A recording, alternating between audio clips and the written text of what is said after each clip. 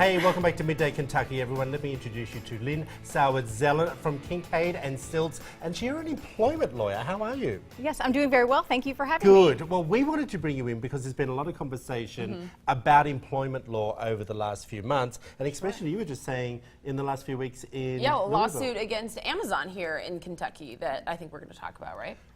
Yeah. Right. There have been several lawsuits in the news lately. Amazon, Google, Uber, sexual harassment claims that have arisen recently. And basically those come from federal and state laws that prohibit harassment in the workplace.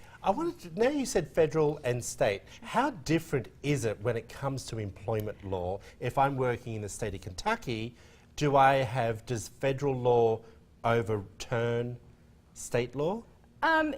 They're kind of coextensive, so you would, but in most instances they're very similar.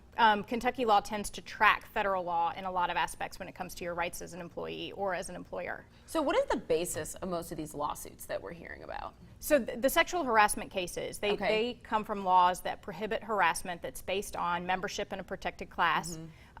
It's conduct that's severe or pervasive and interferes with your ability to work. And so we typically work with employers and we try to encourage them to put policies in place that prohibit harassment, and then also to make sure that their supervisors are trained on those policies to prevent these kinds of situations from arising. Okay, well, Lynn, for the people that are sitting at home watching now, give us an example of what would be classed as just it sounds awful to say, just an everyday sexual harassment claim. That's an awful way to say it, but just a minor, what do you need to look out for?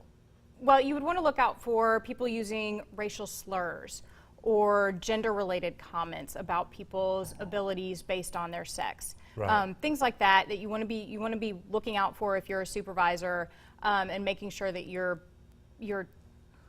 preventing that from continuing. As an employee, how do you know when something has crossed the line from maybe just banter or a joke and when that's sexual harassment, and what should you do? Well, it's always fact specific, but if it's something that makes you uncomfortable, we would encourage employers to have policies in place that set procedures for reporting conduct that you think is inappropriate, and the employee should be familiar with those as well and report anything that they think is inappropriate to their supervisor, and then that should be investigated properly according to the employer's policies. Okay, I want to move on to wage laws, and there's been a lot of discussion about that. Can you touch on that a little bit for us? Sure. There's always a discussion about what the minimum wage is going to be. For example, right now, under federal law and Kentucky law, it's $7.25 per hour, and most people are familiar with overtime, which is that most workers are entitled to time and a half if they work more than 40 hours in a given week. But that doesn't apply to what we call exempt employees. And whether somebody's exempt depends on things like what their salary is and what duties they perform for their employer. So what we do is work with employers on the front end and make sure they make that classification correctly, so that they can avoid any problems down the road and that they're paying people what they should be paying them. Can I ask, is a lot of people still paying minimum wage? It varies by industry. Okay, interesting.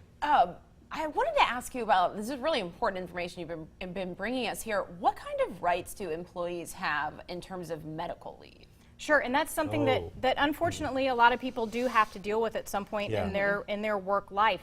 And again, it comes down to policies really for the employers. We want to make sure that those kinds of issues are addressed in a policy before the questions arise. Now, for larger employers, 50 or more employees, they're usually covered by the Family Medical Leave Act, which requires them to provide 12 weeks of unpaid leave per year. Unpaid? Yes, it is unpaid, but they can also address by policy whether paid leave will run concurrently with that. So you might have some period that's paid, and employers can, of course, provide more benefits than that. And I was going to say, it's also good if you are if you are covered by health insurance, there is a part of that where you can tick a little box and put money aside for long-term or short-term disability. Sure, you can have a short-term disability policy, and that's one reason why when medical issues arise, you can have Americans with Disabilities Act implications, workers' compensation, insurance considerations. So we would always encourage employers to contact your attorney so you're fulfilling all of your obligations. Lynn, we want you back.